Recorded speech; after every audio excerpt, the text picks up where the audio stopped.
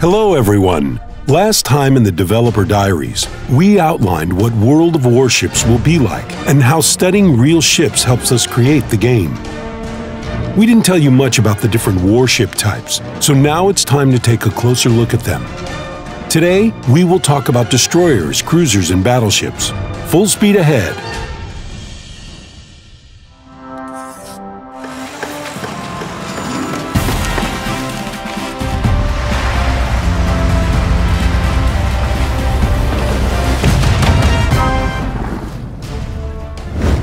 Real fleets are very complex. Some historical fleets were really big. For example, in the Battle of Leyte Gulf between the USA and Japan in 1944, the Americans had as many as 150 destroyers. It's not an easy task to coordinate the actions of this many ships, and it's really hard to display all the features of a real fleet in the virtual world. We simplified it greatly. The number of battle participants is significantly reduced, as is the number of interactions between ships. For example, in the game, there is no such thing as fuel. Fuel is not an in-game resource at all. In real life, aircraft can be in the air for 5 to 6 hours, and then deck handling will take about another hour. Of course, it all happens much faster in the game. Aircraft can be airborne during the battle without time limits. However, after their ammunition is spent, there's no sense for aircraft to keep flying around. So they will turn around and head back to replenish their ammunition. It takes 30 seconds for a 6-aircraft squadron to reload on the aircraft carrier deck. This is quite fast. Despite all this simplification, the gameplay is still based on the principles of a real fleet. These principles helped us decide on a very important issue: the balance of the different warship types. The most important thing was to elaborate on the idea of warship balance. We had to answer questions such as, why is this warship type in the game? What are its strengths? What are its weaknesses? With which other types does it interact, and how does it interact with them? So we decided that the most effective principle is rock, paper, scissors. Well, everyone knows this game and how to play it. We just applied it to warships. Agile destroyers hunt down and take out battleships. Battleships search for cruisers and destroy them. Cruisers target destroyers. Finally, aircraft carriers stay back a bit because they have difficulty with all warship types. Of course, this principle was used for a reason. It works on the basis of the particular features of each warship type, inherited from their real-life counterparts. But first, let's take a look at each warship type. We'll start with destroyers. New players must know about the different ships. Destroyers are the fastest warships in the game. Historically, destroyers were always very maneuverable and fast, carrying deadly torpedoes that pose a threat to any warship type. And that's how it's implemented in the game. The Japanese Fuboki-class destroyer was armed with the main battery of 127mm guns and 3 triple torpedo tubes that were armed with 610mm Type 90 torpedoes. By 1945, the more advanced torpedo type was in use, the Type 93 Long Lance oxygen torpedo. Bear in mind that one torpedo has 400 kilograms of explosives. It can cause irreparable damage to any ship hit below the waterline. 4 torpedo hits can destroy anything that moves in our game. Destroyers are also equipped with something that makes them unique, a smoke screen. A wisely used smoke screen will provide your fleet with an advantage over the enemy fleet. On the other hand, the improper use of a smoke screen will blind your fleet, giving the advantage to your enemy. That's why experienced players choose destroyers only when they know what they want to do, how they want to do it, and when they're ready to take the risk. When there is no opportunity to be cunning or maneuver, the huge firepower of the battleships will help you out.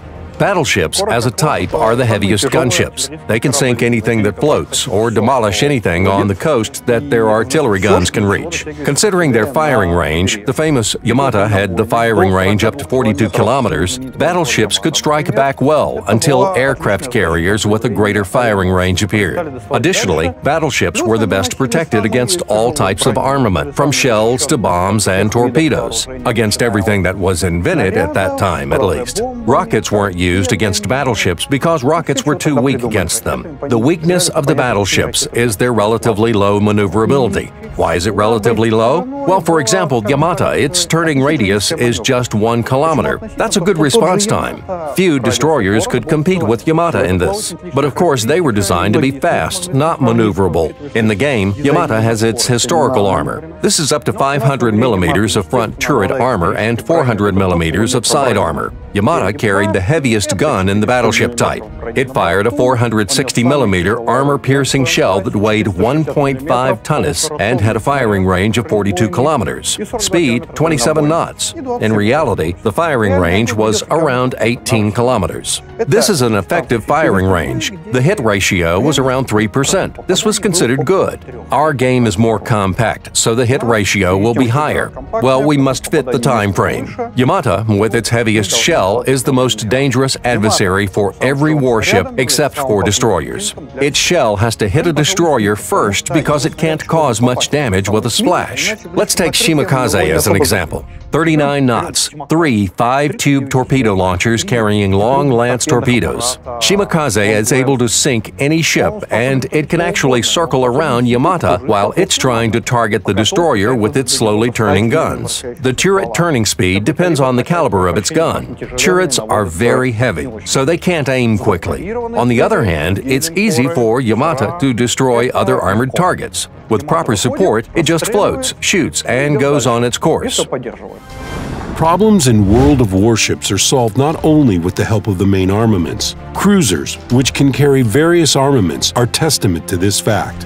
Cruisers are average performers in many characteristics, but in this case, there is a happy medium. Cruisers combine characteristics of both light warships, such as destroyers and heavy battleships, because they carry artillery armament. It might be said that cruisers are the most flexible warship type. Depending on what gameplay style players prefer, they can choose to play a guided missile cruiser and head to meet enemy aircraft from which other ships will be trying to run away. Or they can play an artillery cruiser with thick armor and heavy armament. They can also choose a Japanese cruiser that carries both torpedo and artillery armament. There are Japanese Takao-class cruisers in the game. They are an all-around warship due to their combination of powerful artillery armament and torpedoes. They have 5 main turrets with 2 203mm guns and are armed with 4 610mm 4-tube torpedo launchers. It's important to note that we want one ship to represent all ships of its class. When we talk about Takao, we mean all 4 Takao-class cruisers that were produced. Speaking of Des Moines, we also remember that there were 3 Des Moines-class cruisers built. So, warships and their characteristics in the game are the generalized character of all ships in a particular class. Using the whole warship class also allows a warship to be represented not only as a fixed set of characteristics, but as a developing entity. You'll be able to develop your warship by fighting in battles. You'll be able to increase the power of your engine and radio locators, and change the main turrets in some cases to have guns of a larger caliber.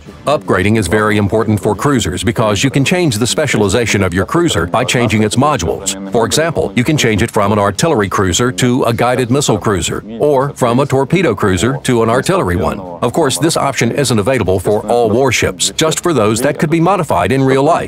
National peculiarities also add to the diversity of the cruisers. For example, Japanese torpedoes had a greater range, so their range in the game is higher than of other torpedoes. American warships, in their turn, had better armor protection and radar armament. All this will be implemented in the game. Players will be able to mount new modules and manage their warships the way they like.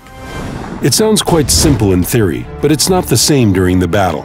Despite there being just one common principle in World of Warships battles, there will always be new situations that will require thinking outside the box.